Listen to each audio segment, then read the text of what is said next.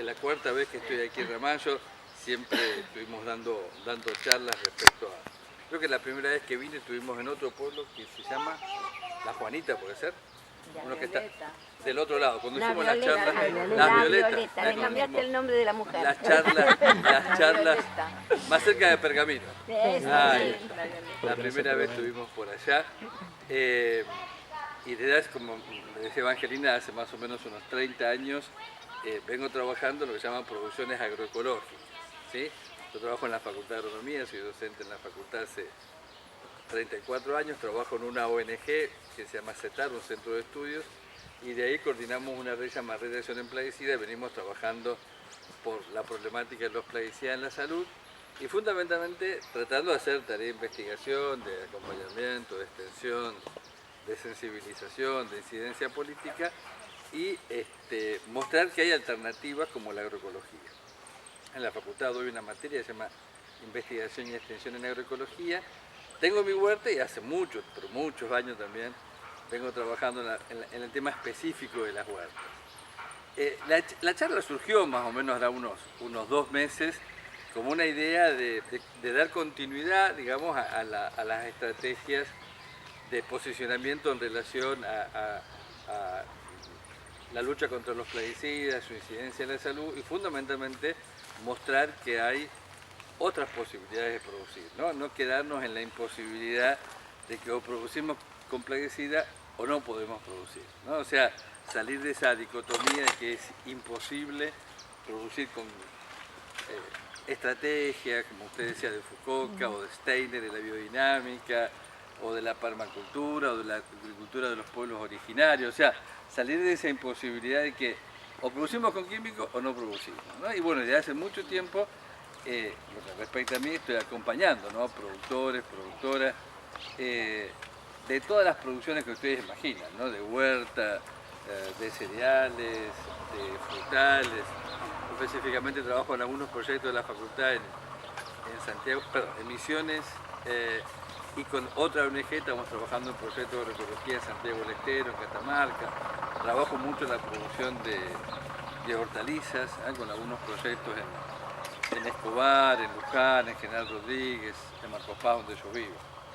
Y la idea, digamos, fue mutando en el tiempo. Primero habíamos pensado en algo que tuviera que ver con la agroecología en general, trabajar sobre los ejes, las bases, fundamentalmente de la agroecología.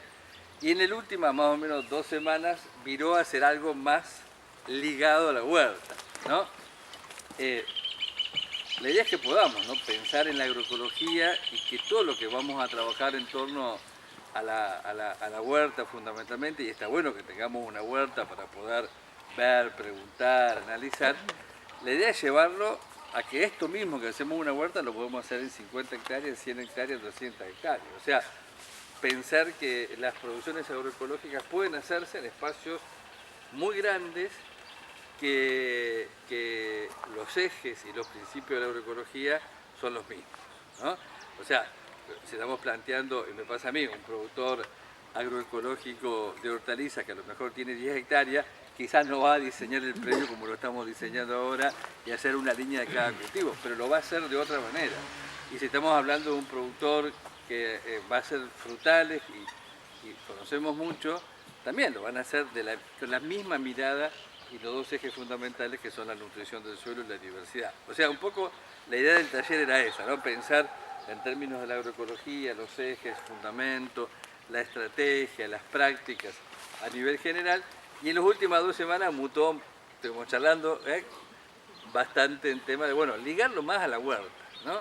Yo trabajé 10 años en el proyecto Pro Huerta, que ustedes seguramente conocen, entre el año 92 y el 2004, con lo cual acompañamos muchos procesos de huerta escolares, familiares, y en la actualidad también, ¿no? Estamos intentando, desde la facultad donde trabajamos, lo que te contaba, el proyecto se llama así, Vecinos en Flor, para la inclusión de las personas con discapacidad también, ¿no? Avanzar en la huerta desde varios ejes. Solo 5 minutos para hablar más cosas generales y nos metemos ahora en la huerta. Cuando pensamos el taller, yo tomo mate, pero usted convide primero la gente por una cuestión de poder, de que el profe es el que se va a llevar el primer mate, no. ¿Cómo pensábamos el taller? Lo pensábamos dentro de las problemáticas que estamos teniendo, ¿no? Si uno analiza todas estas cuestiones que nos están pasando esta semana, ¿no? Porque decir, bueno, ¿qué está pasando en Brasil y en Bolivia con la deforestación? ¿Qué nos está pasando en Argentina, por ahí con el alza del precio de los alimentos? ¿Qué nos está pasando con las aplicaciones agrotóxicos que muchas veces se van dando muy cerca de nuestras casas, ¿no? Vamos contando, nos ponemos a reflexionar también, va a haber una cumbre este año de cambio climático, ¿no? O sea, tenemos muchos problemas ambientales, ¿no? Muchos problemas sociales, problemas también que tienen que ver con el acceso a los alimentos, el costo de los alimentos, el origen de los alimentos, la contaminación con plaguicidas de los alimentos, y la agroecología se va metiendo en todo eso, ¿no? Pareciera que la agroecología, la producción es, siempre definimos la agroecología no solamente como producciones que prescinden del uso de plaguicidas, ¿no? Sino que la agroecología buscamos, y de hecho lo vamos a ir viendo toda la tarde de hoy, de tener una mirada diferente respecto a la naturaleza, a los bienes naturales, a la tierra, al agua, a la vegetación, ¿no? A los bosques, a los árboles. Tener una mirada diferente con el cosmos, por eso aprendemos mucho de Foucault que de Steiner, y aprender.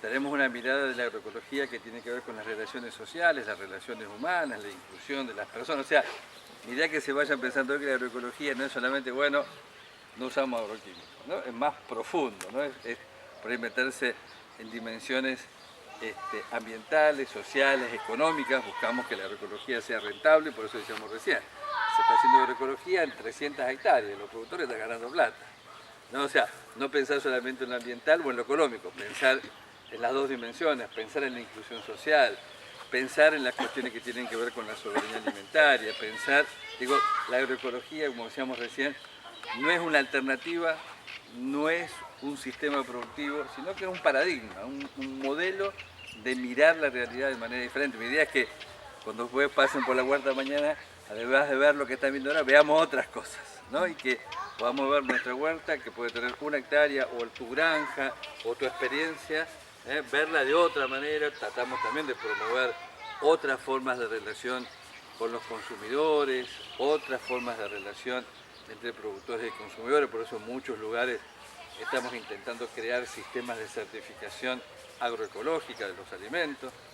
Un poquito tenemos cerquita acá en Zárate, donde estamos intentando.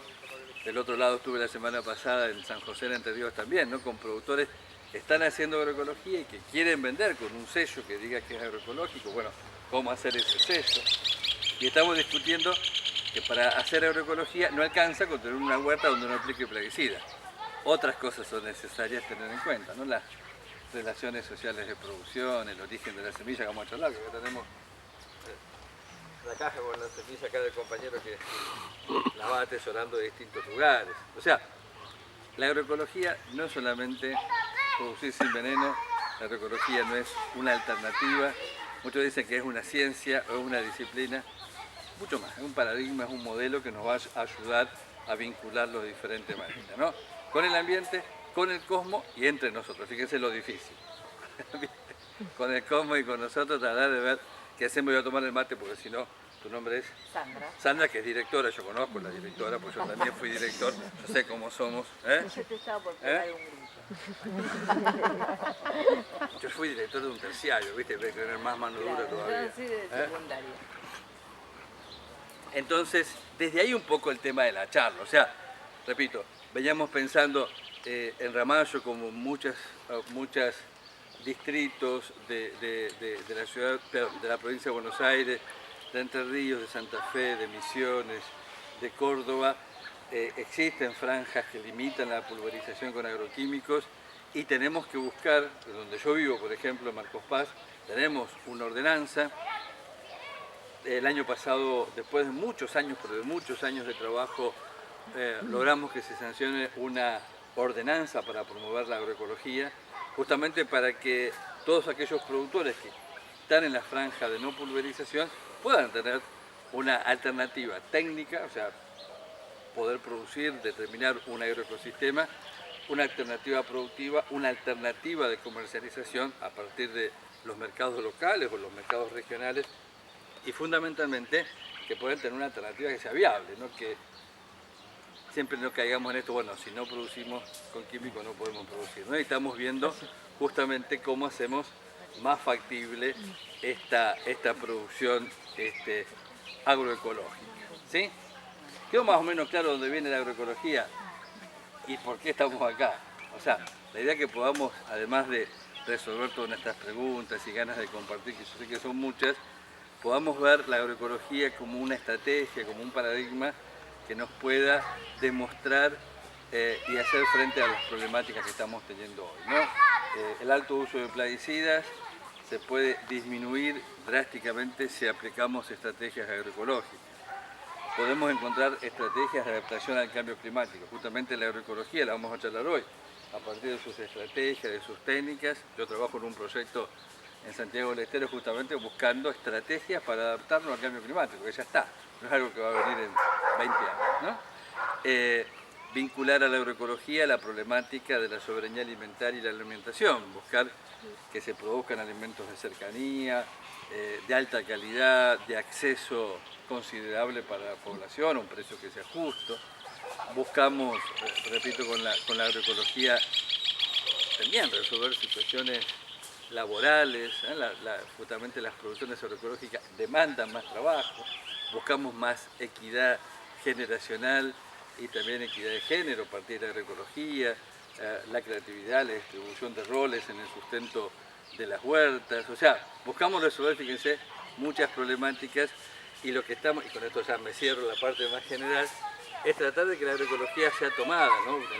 En muchos de los convenios internacionales que hay de cambio climático, hay convenios de biodiversidad, hay convenios de sustancias químicas, cuando intentamos prohibir muchos productos químicos que por ustedes conocen, escucharon hablar del endosulfán, o por ejemplo ahora estamos intentando trabajar en un producto que la mayoría de ustedes conocen, se llama sulfuramida, que es el Mirex, ese herbicida que usamos y que es altamente tóxico.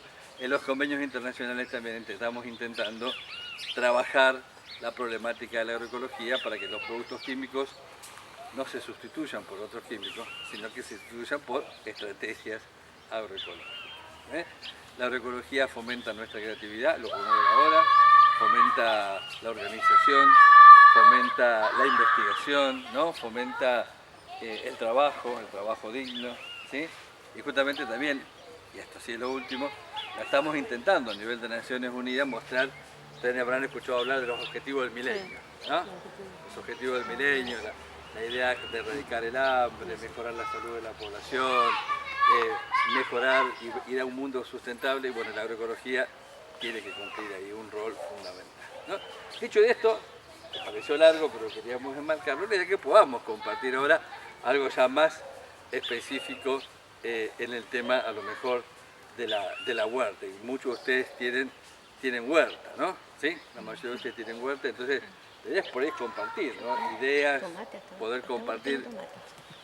Cuente en voz alta. Cuente. No, que yo hasta ahora tengo tomate.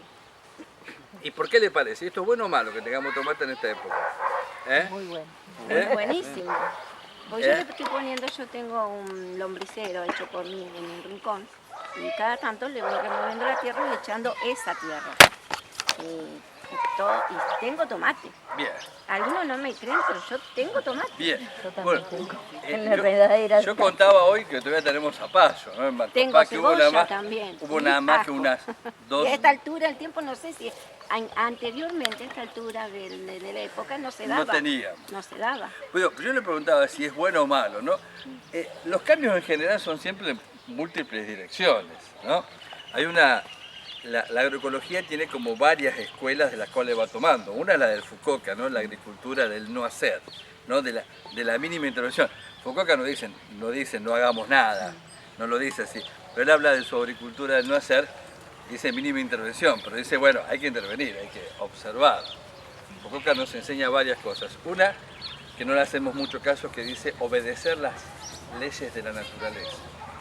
Los ciclos, las relaciones, que es justamente algo que vamos a charlar hoy, ¿no? La naturaleza tiene sus ciclos, vamos a ver hoy, el ciclo de la materia orgánica, ¿no? Todo lo que está acá, nosotros mismos que vivimos, en algún momento nos vamos a transformar en tierra, nos gusta o no nos gusta. Y es más, en nuestro cuerpo tenemos átomos que alguna vez estuvieron en la tierra, o sea, digo, Fukuoka nos dice tranquilamente, respetemos los ciclos, las relaciones, los flujos, ¿no? Otra de las escuelas de la agricultura es la permacultura. ¿Escucharon alguna vez hablar de la agricultura del diseño? Y el 11º principio de la permacultura le dice, nada es bueno o malo en sí mismo, sino en múltiples direcciones. Parece decir una filosofía, ¿no? Digo, por ahí es bueno, en algunos aspectos del cambio climático, nos permite, a los que vivimos en lugares con muchas heladas, tener menos heladas. Puede ser bueno para algunas cosas, pero también sabemos que va a ser malo para otras. Por ejemplo, al no haber heladas, vamos a ver que los ciclos de algunos insectos van a estar todo el año, que es lo que vemos en un trabajo que estamos haciendo en Catamarca. La mosca de los frutos, que tenía a lo mejor 6 generaciones, y a lo mejor empezaba en septiembre y terminaba en marzo, ahora empieza en agosto y termina en agosto del otro año, está todo el año. ¿Sí? O hace muy poquito, no tiene que ver con la huerta, pero contaban del Aedes, el mosquito del dengue, también, ¿no? Empieza antes su generación y termina después. No todo el tema del cambio climático.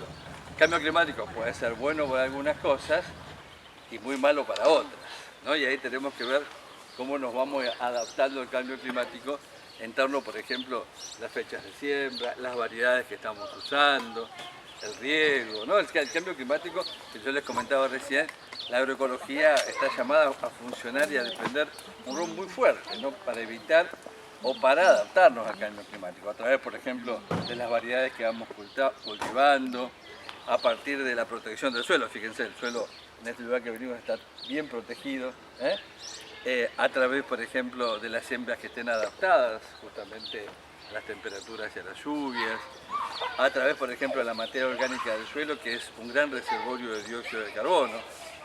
Cuando escuchamos muchas veces que el gran problema es todo el dióxido de carbono que está en el aire, justamente las huertas orgánicas toman ese dióxido de carbono. O sea, el cambio climático es un elemento interesante para pensarlo, porque tenemos que reaprender juntos, reaprender fechas de siembra, variedades de siembra, asociaciones entre cultivos, ¿sí? Tratar de ver cómo hacemos justamente para aprovechar ese cambio, ¿sí?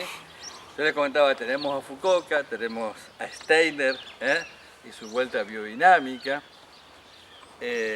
y tenemos también otras escuelas, por ejemplo, como la agricultura orgánica de Sir Howard, un inglés que trabajó mucho tiempo en la India, y de todas estas escuelas fuimos aprendiendo, ¿no? Y tomando lo mejor para poder trabajar esta realidad. ¿Cómo están? Si quieren pónganse de este lado, vamos a caminar. ¿Cómo empezaron? ¿Qué es lo primero que hicieron en su casa cuando empezaron la huerta? Pusiste rúcula, pensaste en la semilla. ¿De dónde vino la semilla? La compraste. Bien, ¿el nombre es? Josefina. ¿Qué más? ¿Qué otra? ¿Cómo empezaron? Perdón, yo hace años que venía haciendo huerta, pero desde hace 2 años, esto y estos caracoles me vencieron. Esos caracoles tirabuzón. No es taco de reina, es una rastrera que me invade todo y no me crece nada. Hace 3 años que estoy luchando con eso. Lo vamos a tomar. Ahí tenemos ya las adversidades que aparecen en nuestra huerta, ¿no? ¿Esos caracoles de dónde aparecen? Javier. Ah, los conocía. Antes esos tirabuzones. ¿Sí? La ceniza. Ahora vamos a charlar. Vamos a tratar de trabajar. La cáscara y huevo duro. Las cáscaras, bien. No te sirven. Ahora, vamos a ver despacito. A ver. La mina del lápiz, ¿viste cuando vos sacás el lápiz? La mina del lápiz, ahí está. Yo les comentaba hoy. Lo del lápiz, que vos sacás la punta, todo eso lo tenés que guardar. Bueno, ahora vamos a ordenarlo. O sea, la idea era que estuviéramos hasta las 7, ¿no? Por eso hay que ordenarnos para que podamos ver todas las cosas que queramos. Esto es libre, que se quiera a las 4, no hay que tener certificado de la madre, del padre. Mi marido me reta. Por eso, no, si el marido le reta, empezamos hablando Estás trabajando, me vine, de la equidad de género. ¿Sí? Si no, vamos y pedimos permiso. Vamos a su casa y pedimos permiso un rato más. Vamos todos y le pedimos un permiso más. A ver,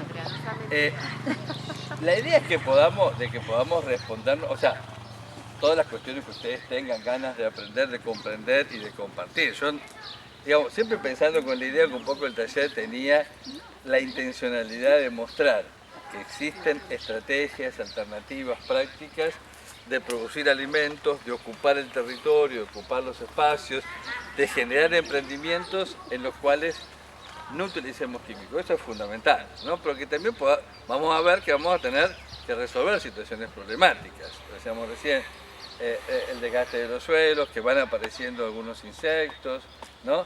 En la agroecología nunca hablamos de plagas, la noción de plaga no existe, la noción de maleza tampoco, porque todas las cosas cumplen una función, ¿no? Todas las plantas, ahora vamos a ver, hay muchas plantas que nosotros vamos a pasar ahora, vamos a decir, esto es un yuyo. Digo, cualquiera de nosotros que veía la rúcula hace 20 años que decíamos, ¿esto qué es? Un yuyo. Y ahora aprendimos una planta, ¿no? Y así pasó también a hacer el hinojo. El hinojo, puede para mucha gente decir, bueno, esto es una planta que no sirve. No sirve. Ahora vamos a recorrer, vamos a ver, no sé, desde las malvas, la capsela, vi por ahí un trébol de olor, ¿no? Hay muchas plantas que son medicinales, que son aromáticas. La ortiga. ¿No? La ortiga también. Y que sin embargo, de nuestra mirada, decir, bueno, esta planta es un yuyo, saquémosla. Y a lo mejor está cumpliendo un rol en la huerta, ¿no? Fija nitrógeno, o muchas veces esas plantas pueden tener insectos benéficos, o al revés, pueden espantar otros que son perjudiciales. Algunas cumplen las dos funciones, no todas cumplen, y eso también nos lleva a pensar que cuando uno hace una huerta y siempre pensamos en el principio de la diversidad biológica, pensamos en algo que se llama diversidad funcional. No es cualquier diversidad la que queremos incluir, sino que a lo mejor cumpla funciones. Por ejemplo, lo ven al romero allá, que por ahí estaba unas plantas de romero. El romero trae muchos insectos benéficos, muchos, ¿no? Muchos, sobre todo avispitas, ¿no? Y cumple una función. Ahora, que por ahí uno tiene frutales y quiere tener insectos benéficos, por ejemplo, para las cochinillas debería poner ruda. Y ahí ya estamos viendo esto que hablábamos recién, de que tenemos que ir compartiendo, aprendiendo. El mate. La planta de mate te atrae las cochinillas. Sí. Y ahí la podemos usar como planta trampa. Cuando yo venía se me forraron las paredes de cochinillas. Porque yo lo tenía arriba del techo. Mucha gente lo pone arriba del techo porque crece bien. Sí. Fíjense, la agroecología toma, yo le decía, tocamos, su nombre es, ¿su nombre Verónica. es? Verónica nos contaba que había leído Foucault, ¿no? ¿O lo escuchó? Sí, estuve leyendo eso. Foucault tiene un libro que se llama La Revolución del Rastrojo en unas versiones y La Revolución de la Brizna de Paja en otro. Es el mismo libro. Se llama La Revolución del Rastrojo y La Revolución de la Brizna de Paja. ¿Sí? Y es interesante el libro de Foucault en el sentido que Foucault era un agrónomo, como yo en este caso, que lo único que había hecho en su vida era vender químicos. Y le agarra cáncer y está en un hospital en Japón y dice, ¿qué carajo hice de mi vida? Vendí químico nada más, y ahora estoy acá enfermo, me estoy muriendo. Se cura, se vuelve a la granja del padre y ahí empieza a experimentar mucho acerca de las producciones con una intervención mínima, ¿no? Y Foucault en su libro Revolución del Rastrojo habla muy poquito de agroecología, habla casi el 90% de espiritualidad, ¿no? Es un libro que él habla permanentemente de Dios. Después descubrimos al final que el Dios de Foucault es la naturaleza, ¿no? O sea, obedece tanto, admira tanto la naturaleza, que dice esta frase que yo le decía, hay que obedecer a la naturaleza. Desde Foucault, Steiner y todos los pensadores vemos que la agroecología tiene dos principios fundamentales. Uno que es lo que estamos viendo acá, que es la diversidad, ¿no? Generar diversidad biológica, ¿no? La naturaleza siempre se expresa a partir de la diversidad, del acompañamiento entre las plantas. Los que estudian ecología están estudiando habrán visto que hablamos siempre de relaciones interespecíficas, ¿no se acuerdan? El comensalismo, el parasitismo, la predación, el amensalismo, el mutualismo, ¿no? Por ahí nosotros los seres humanos nos quedamos con una sola de esas relaciones, que es la competencia, ¿no? Entonces pensamos nada más que las plantas compiten, es cierto, compiten. A lo mejor esta planta que tenemos acá está compitiendo con las habas por espacio, por agua, por luminosidad, pero seguramente también se están acompañando, ¿sí? Después vamos a arrancar algunas plantitas de abajo, vamos a ver los nódulos que tiene de unas bacterias que se llaman Rhizobium, que toman el nitrógeno del aire, lo aprovechan, las bacterias primero, después se lo dan a las plantas, y esta planta lo deja en el suelo, con lo cual lo está aprovechando esto. Y si miramos la naturaleza, siempre se expresa por diversidad, fíjense, hay una gran diversidad. ¿Cuál es la oposición que hacemos nosotros? Los monocultivos, ¿no? Al tema de que cultivamos nada más que una sola especie, ¿no? Y ahí nos estamos perdiendo dos cosas. Primero, las relaciones que muchas veces se dan. Lo podemos encontrar, y lo vamos a ver. Plantas que van a traer insectos benéficos, plantas que van a traer las plantas trampas, insectos perjudiciales, se llenan de insectos, ¿no? Vamos a ver algunas plantas como la cerraja, la ven allá que está con el capullito blanco, que se va a llenar de pulgones, se llena de hongos, ¿no? Es una planta trampa, no atacan a las otras plantas. Vamos a encontrar, como yo les comentaba recién, la ruda trae muchos insectos benéficos, ¿sí? Es decir, la primera mirada es la diversidad. La segunda cuestión, y ahí está la agroecología y la gran fuente de creatividad, es cómo generamos la diversidad. Es lo mismo generar diversidad en una huerta como la que tenemos acá, que en un balcón, que en una huerta de 1 hectárea, de 2 hectáreas, de 5 hectáreas, no. Y ahí está algo que también aprendimos de la permacultura, que es el diseño. Entonces yo le hacía la primera pregunta, es ¿cómo diseñamos nuestra huerta? ¿No? ¿Cómo las pensamos? ¿Cómo pensamos las ubicaciones? ¿No? Nosotros que estamos trabajando con personas con discapacidad estamos repensando, a ver, ¿dónde va a estar la huerta para que las personas que tienen déficit visual o que son ciegas puedan llegar rápido, las personas que tienen dificultades motrices, las que tienen dificultades de conocimiento, ¿no? Es decir, ¿cómo hacemos para que todos podamos compartir? Y yo que estoy cada vez un poquito más viejo, me cuesta cada vez agacharme más, entonces nos gusta cada vez más la huerta elevada, ¿no? Entonces, el diseño es fundamental. Y ahí de vuelta estamos como chocando con la agricultura convencional. Decimos, bueno, ¿qué hacemos de este campo? Y hagamos soja. Al otro año, ¿qué hacemos este año? Maíz. La agricultura ecológica implica planificar. Y ahí estamos de cuenta con algo que también nosotros estamos viendo a nivel de la agricultura convencional, que esta vez, cada vez más, los arrendamientos, las aparcerías, ¿no? Y ahí vemos que no es fácil pensar en agroecología si estamos arrendando. Entonces el diseño es fundamental. ¿Cómo pensamos? Si esta huerta, y si ya estamos pensando en la huerta, uno tiene que pensar varias cosas. Cómo diseñamos la bonera, que la tenemos acá, la vamos a ver, los tablones, yo lo he comentado hoy, después podemos traer más. Yo tengo dos partes de mi huerta, una huerta que debe tener más de 20 años, así como esta, ¿no? Rectángulos con contenedores, y otra que hicimos el año pasado con maderas, ¿no? Se me fue el nombre, con palets, para hacerlos más sobrelevados. ¿Cómo diseñamos por ahí si la huerta es comercial? Yo creo que una huerta de 5 hectáreas. ¿Debe diseñar de la misma manera? No, voy a tener que diseñarla de otra. Si incluimos animales, ¿quién dijo que la gallina le comía los cultivos? Acá. Pero también se comen los caracoles. La gallina se come los cultivos, nos ayudan, es caro. Yo tengo gallinas también. Las dejo, las hormigas. ¿Cómo convivimos, compartimos con las hormigas? ¿Por qué las hormigas son un problema? Yo les pongo canela. Sí, y se las come después, no. ¿A las hormigas? A las No, hormigas. pero no las mata las hormigas, las ahuyenta. Entonces, porque por un lado, como decís, todo está en un lugar por algo. Entonces las espanta y no me come las plantas. Pero cuando hablas de macetita, divino, pero anda a comprar No, canela para claro. 1 hectárea. Ahí tenemos que ver, y ahí está, de Cambiamos. vuelta. Ahí Claro, Verónica nos pone las dimensiones, ¿no? Por eso. Porque yo quiero ir en esto, ¿no? Digamos, centrarnos en la huerta y analizar, pero también pensar por alguno de ustedes que dice, a ver, yo quiero hacer 2 hectáreas, 3 hectáreas, 4 hectáreas, 100 hectáreas, ¿cómo hacemos? Que Fukuoka lo hacía. Y Fukuoka lo hacía, de hecho, con gallina incluida. en Argentina, vos en Argentina tenés, como dije al principio, productores agroecológicos de 1 hectárea, de 2 hectáreas, de 100, de 500 hectáreas. O sea, y ahí el esquema es el mismo. Digo, el eje es el mismo. Tenemos que generar diversidad biológica y tenemos que generar algo que también vamos a ver juntos, que es la nutrición de los suelos. O sea, fíjense, son los dos ejes fundamentales.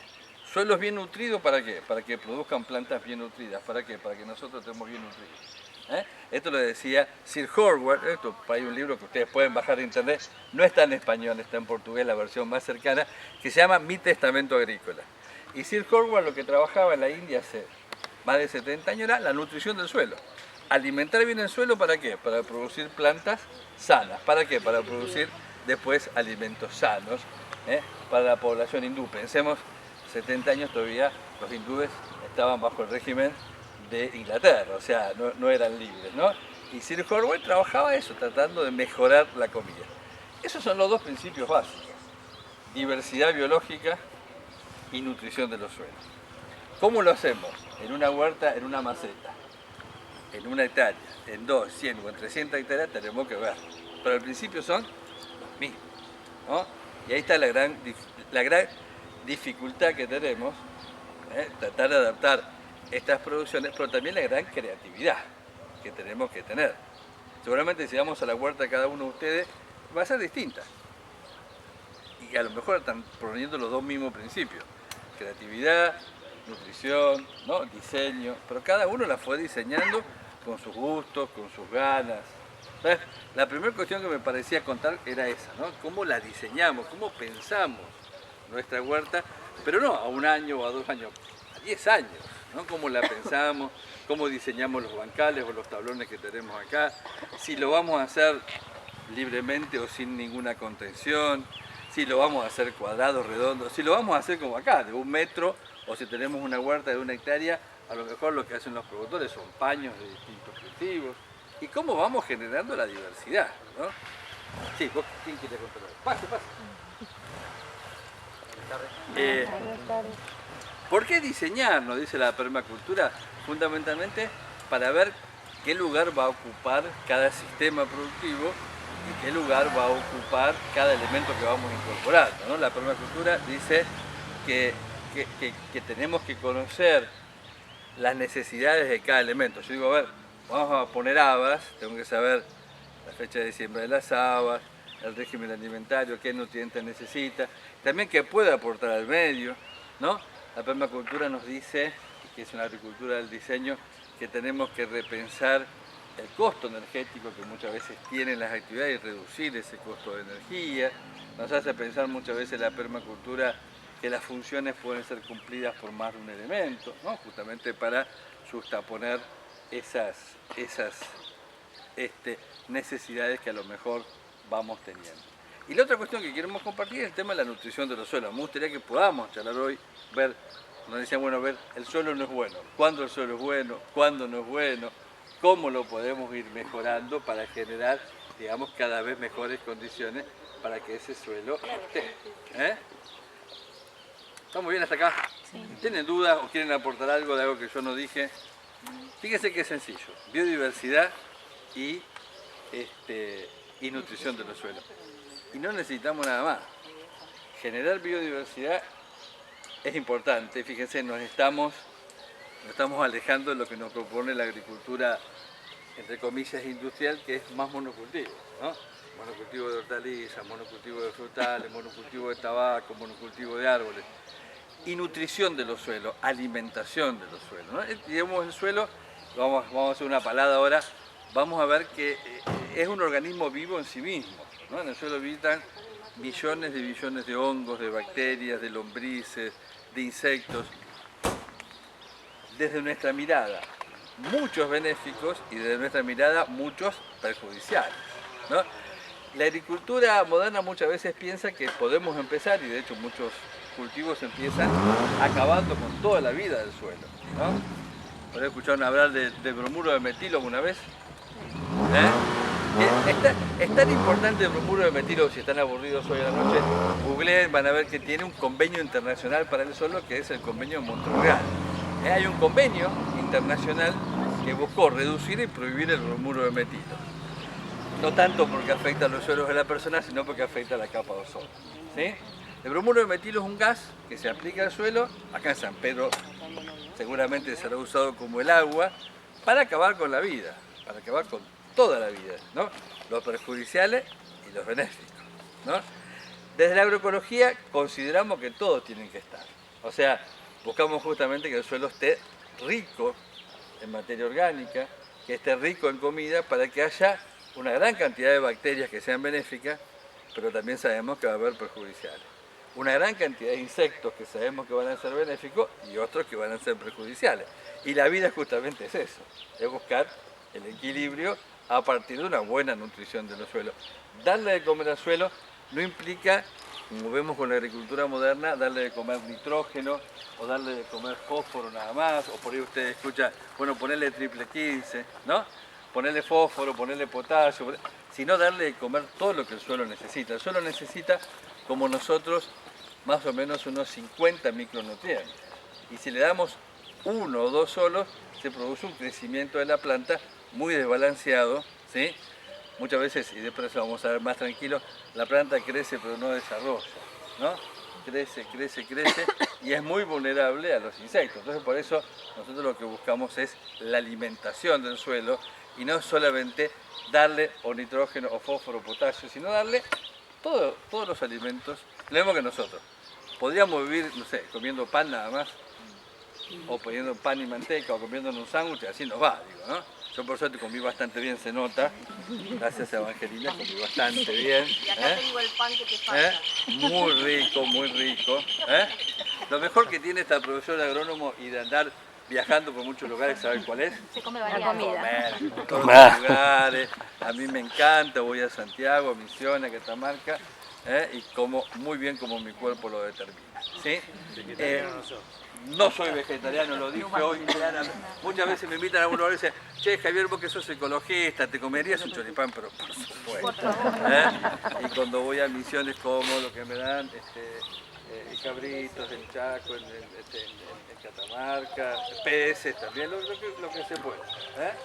Lo que Caiga la parrilla. Lo que caiga en el lugar, la parrilla, olla o lo que sea. Pensé que era vegano usted. No. A ver, vamos desmitificando, ¿viste? Yo quisiera que observáramos la huerta y que ustedes también nos pudiéramos hacer preguntas, pero fíjense estas cuestiones que a mí me parecía interesantes plantear hoy. Cuando estamos pensando, y repito, porque ustedes van a conversar con alguien mañana, esta noche, che, ¿de qué fue la charla? De repensar que estamos presentando algo que no es nuevo. La agroecología es tan vieja como la humanidad. O sea, las formas que los seres humanos elegimos cuando empezamos a peregrinar en la tierra fue la que estaba más relacionada con el ambiente. Esto no quiere decir que éramos buenísimos siempre con el ambiente, no, tuvimos distintas, pero las primeras...